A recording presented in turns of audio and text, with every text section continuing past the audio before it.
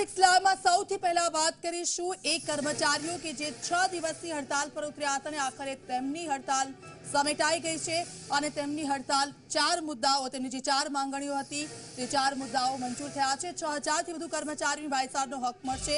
આજ સાંજ સુધી તમામ કામગીરી શરૂ કરી દેવામાં આવશે। તો 6 દિવસે આખરે આ હડતાલ સમેટાઈ ગઈ છે। કર્મચારીઓએ એએમસીની બહાર જે વિરોધ કર્યો હતો, જે સૂત્રોચ્ચાર કર્યા હતા ને ત્યારબાદ તેમની સાથે વાતચીત કરવામાં આવી અને આખરે તેમની જે 4 માંગણીઓ હતી, તેમના જે 4 મુદ્દાઓ હતા તે 4 મુદ્દાઓ મંજૂર કરવામાં આવ્યા છે। સફાઈ કર્મચારીઓની હડતાલ સમેટાય છે। 6000 થી વધુ કર્મચારીઓને વારસાઈનો હક મળશે।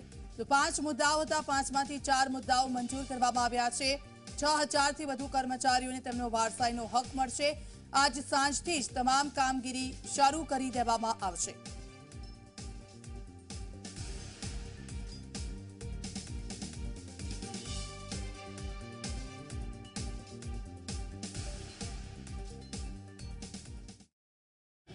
कमिश्नर साहेबे 3 डेप्यूटी कमिश्नर मुकेश भाई गढ़वी साहेब, दिलीप भाई राणा साहेब और आरजू शाह साहेब ની 3 જણની કમિટી બનાવેલી।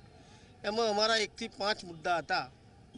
એ 5 મુદ્દામાંથી 4 મુદ્દા અમારા મંજૂર કર્યા એમને, એક જ મુદ્દો એમને મંજૂર નહીં કર્યો અને 4 મુદ્દા અમારા મંજૂર કર્યા કે નવા mayor, deputy mayor, standing committee chairman નવી જે આવા બોડી, એ બોડીની અંદર એમને સ્ટેન્ડિંગ કમિટીની અંદર અમારું કામ મૂકવવાની ખાતરી આપી અને અમને લેખિત બી આપ્યું।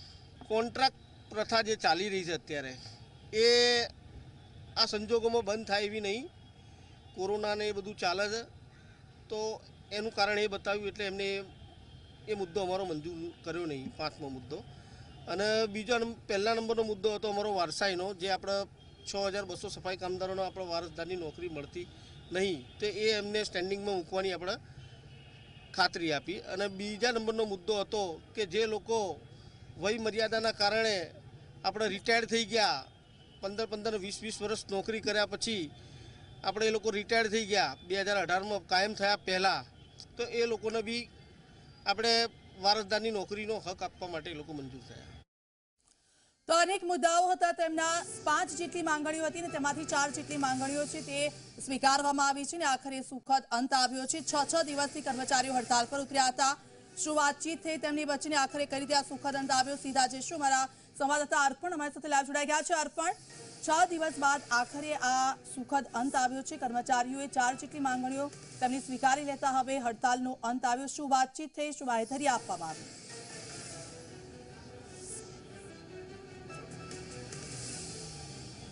દીક્ષિતા, હાલ આપણે જે વાત કરી રહ્યા છીએ એ મામલે ખાલી નાનકડી સ્પષ્ટતા કરવા માંગુ કે મ્યુનિસિપલ કમિશનરે ફક્ત હજી ખાતરી આપી છે, તમામ જે શરતો છે તેનો અમલ શરૂ નથી થયો અને ક્યારથી અમલ શરૂ થશે તેની ચોક્કસ જાહેરાત નથી।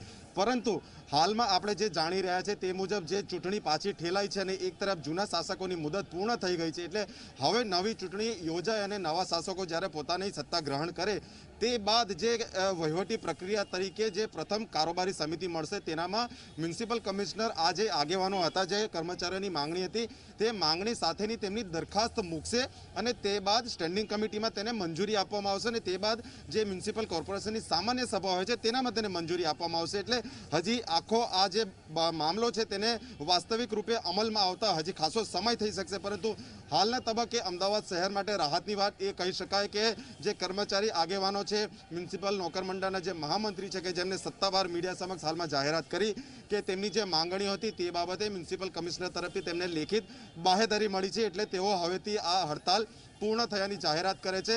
થોડી ક્ષણો બાદ અહીંયા બહાર કદાચ ઉજવણી પણ થાય અને મોડી સાંજથી રાત દરમિયાન જ સમગ્ર શહેરમાં હાલમાં જે પરિસ્થિતિ છે ગંદકીવાળી, તેની સફાઈ કામગીરી પણ શરૂ થઈ જશે અને તેમને શહેરીજનોની માફી માંગી આશ્વાસન પણ આપ્યું છે કે આવતીકાલથી અમદાવાદ ફરીથી એક અગાઉની જેમ જ સ્વચ્છ અને ચોખ્ખું જોવા મળશે।